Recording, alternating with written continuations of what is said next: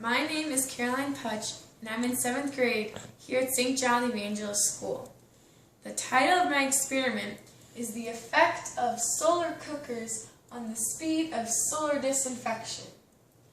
The purpose of my experiment is to determine if solar cookers made from readily available materials can be used to accelerate the speed of solar disinfection. I also wanted to do this experiment because there are millions of people in our world who don't have clean drinking water. Improving water quality in developing countries has been a major goal for the United Nations. I also wanted to do this experiment because it can help those millions of people who don't have clean drinking water. Solar disinfection is commonly known as SODIS. In the SODIS process, you first have to clean the bottle, then you fill the bottle with the contaminated water and place it in direct sunlight for at least 6 hours. After those 6 hours, the water is ready to be drank. Solar disinfection was created in the 1980s by the Swiss Federal Institute of Aquatic Sciences and Technology. The UV light and the heat rays from the sun damages the DNA in the bacteria cells, making them unable to perform cellular functions and multiply, thus killing the bacteria. SODIS is mainly used in Africa, Asia, and South America. After reviewing this reference information, my hypothesis is that using a solar collector will accelerate the speed of solar disinfection. My independent variable is the solar cookers that I will be using along with solar disinfection. My dependent variable is the amount of time it takes to disinfect the water. My constant variables are the SODIS method, the amount of heat and UV light applied, the type of water bottle used, and the amount of water put in each water bottle. The materials used in this project are 10 liters of pond water, hay, a 1 liter beaker, a solar box cooker, a solar funnel, and a Petri solar cooker, and also a simulated roof tile. And this simulated roof tile was used as the control in my experiment and is used in current SODIS methods.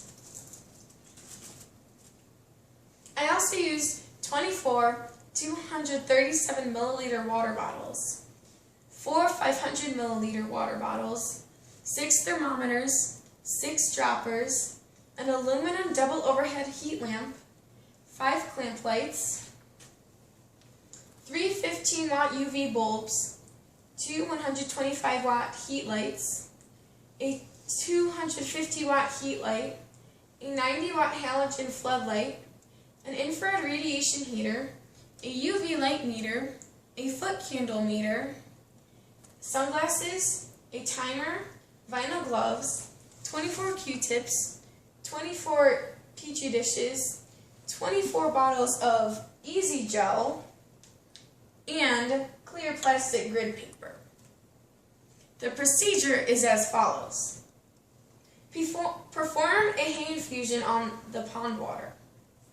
Make a solar box cooker, solar funnel, Petri solar cooker, and the control, also known as the simulated roof tile. Assemble heat and light sources for solar disinfection. I had to create an artificial sun because of the low weather temperatures and so I could have a constant heat and light source. Then you perform solar disinfection. You measure water temperature and take water samples before and every hour after 2 hours of solar disinfection. Repeat steps 4 and 5, experimenting with the 3 solar cookers. Count the bacteria in the water samples by inoculating Petri plates with the water samples. Compare data and make a conclusion. Behind this procedure, I also have the procedure for how I made the Petri cooker the control, the box cooker, and the funnel cooker. And I also have some diagrams showing how to make the funnel cooker. I calculated my data by inoculating Petri plates and calculating the area of bacterial growth in centimeters squared. The data from my experiment can be seen on the following graphs. This first graph shows the temperature of the water. On the y-axis, you can see the temperature measured in degrees Celsius and the time measured in hours. This graph below shows the bacteria count in the water. On the y-axis, you can see the bacteria measured in centimeters squared and the time also in hours. In hour 0 for the temperature, you can see that each bottle of water from the funnel cooker, the box cooker, the Parvati cooker, and the control, each has a temperature between 17 and 20 degrees Celsius. The bacteria count for each cooker and the control started off between 16 and 18 centimeters squared of bacteria. These samples were taken in hour 0, which was before any of the water bottles was exposed to the artificial sun. I wanted to take samples in this hour to compare each of the other results from the following hours too. In hour 2, you can see that the temperature of the water for each of the cookers and the bacteria all rose to about 40 to 50 degrees.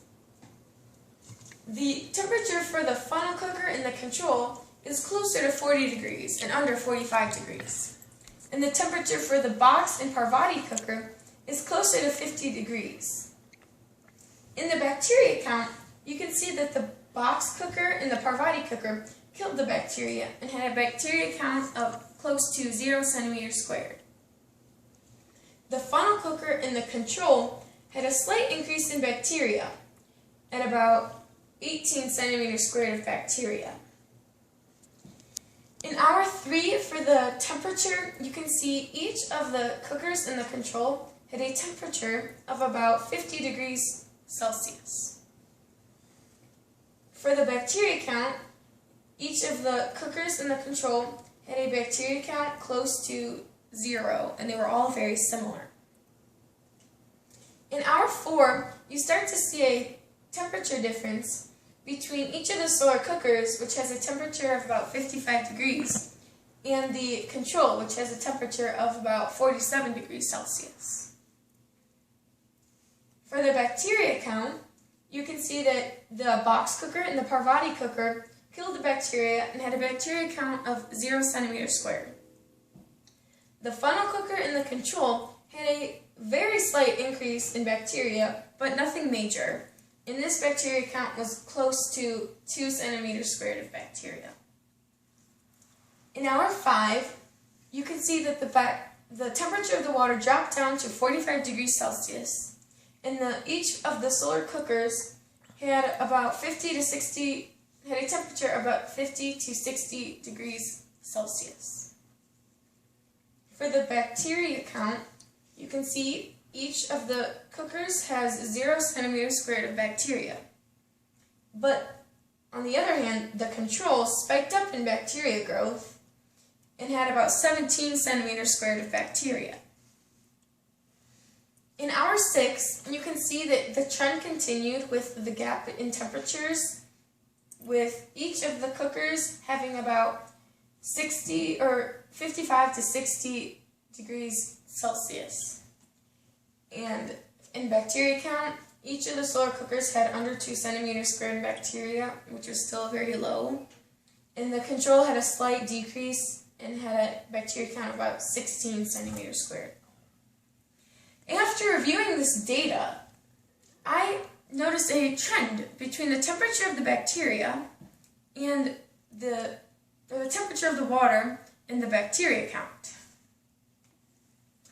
If the temperature was below 45 degrees Celsius, the bacteria count was very high.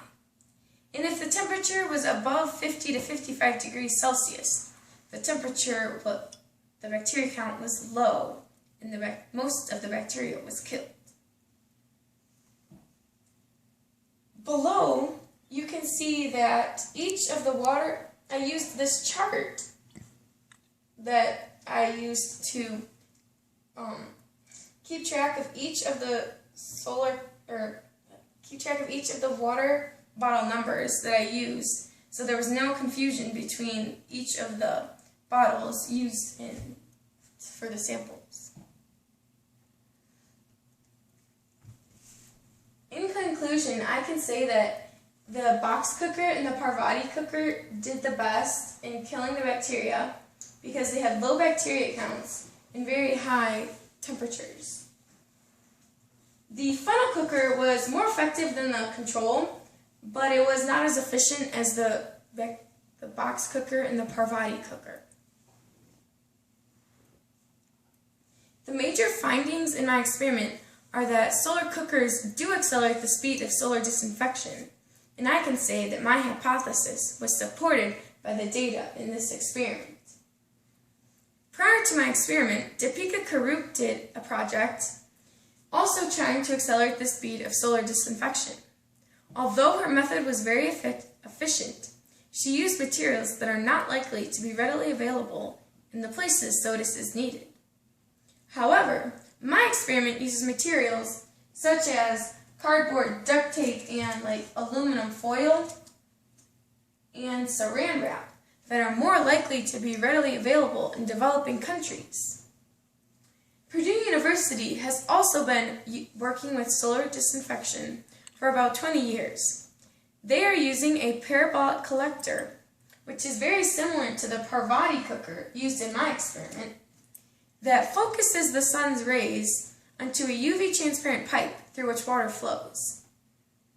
Similar to my experiment, they are using a solar cooker to concentrate the sun's UV rays and magnify the heat.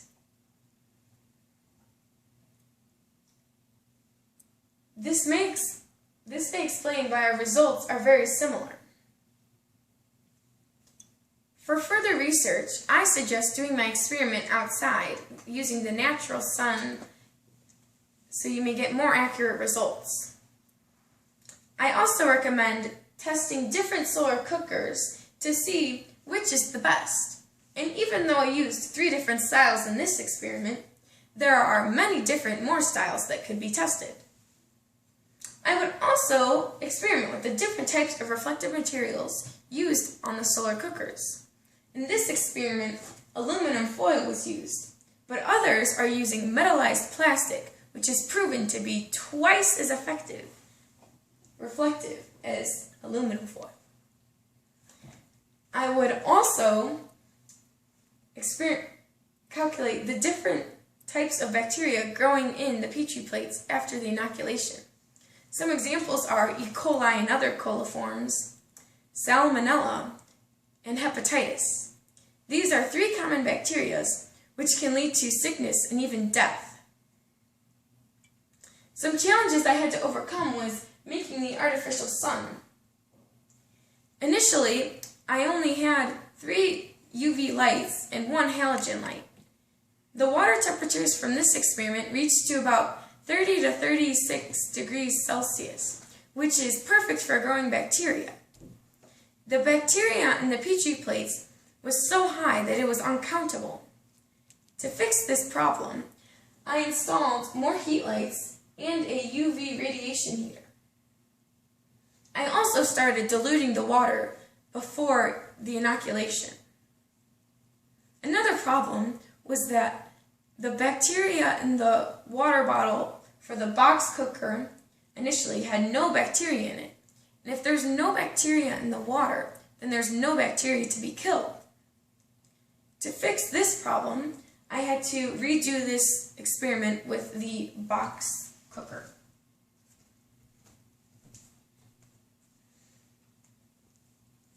Lastly, I would like to thank Mrs. McKenna for all of her support and for supplying me with materials. I would also like to thank my parents for helping me throughout my whole experiment. And I would also like to thank Mr. Stickan for helping me with my research paper. Thank you, and if you have any questions, I would be happy to answer them. But I also have this binder here that has each of the clear plastic grid papers that I used to calculate the area of bacterial growth. And I also have some additional pictures from my experiment that could not all fit on my board.